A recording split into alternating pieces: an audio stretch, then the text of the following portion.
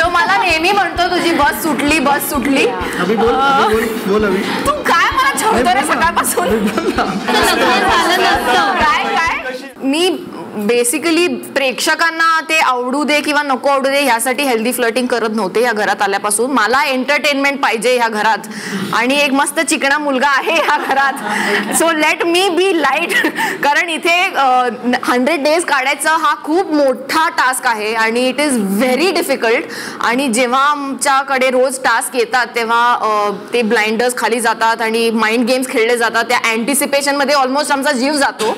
So already खूप stress असतो या घरात राहण्याचा. तो apart from that to keep myself happy and light. आणि so I started my journey in this house healthy फ्लोटिंगनी. पण मला अजिबात असं वाटलं नव्हतं की आम्ही दोघं इतके चांगले मित्र बनू आणि इतका चांगला आमचा बॉन्ड होईल. पण तो झाला आणि मग मी थोडी जास्तच लिबर्टी घेतली की ये इसको कुछ नहीं मतलब he will be fine with all my flirting आणि he won't take me otherwise.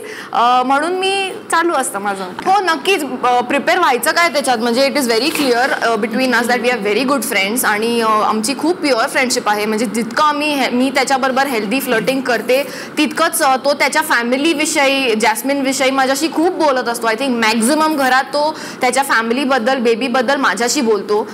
Jasmine इथे आलेली तेव्हा आम्ही सुद्धा भेटलो होतो. आय एम शुअर तो सुद्धा एपिसोड दाखवला. तर असं काय हे नाही आहे मला आय वुड छाती ठोकपणे मी सांगू शकते की आमच्यात खूप चांगली मैत्री आणि ती नेहमीच राहणार आहे.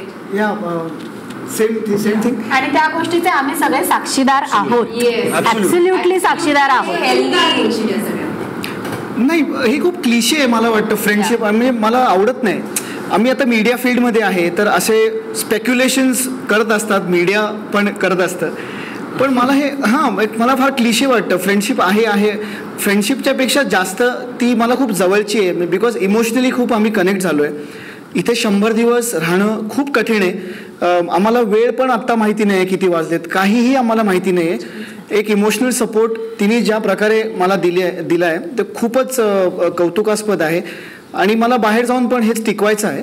सो सई मला तुला हा प्रश्न विचारायचा आहे की जर पुष्करचं लग्न झालं नसतं तर तुमच्यात फ्रेंडशिप कशी असती. होतीच की थांबलेली. तो मला नेहमी म्हणतो तुझी बस सुटली बस सुटली. अभि बोल अभि. तू काय मला छळतो रे सकाळपासून. हा काय प्रश्न आहे. जर पुष्करचं लग्न झालं नसतं जर पुष्करचं लग्न झालं नसतं तर तुमच्यात नातं कसं असतं. खरं सांगायचं. हो बस पकडली असती. सांग ना.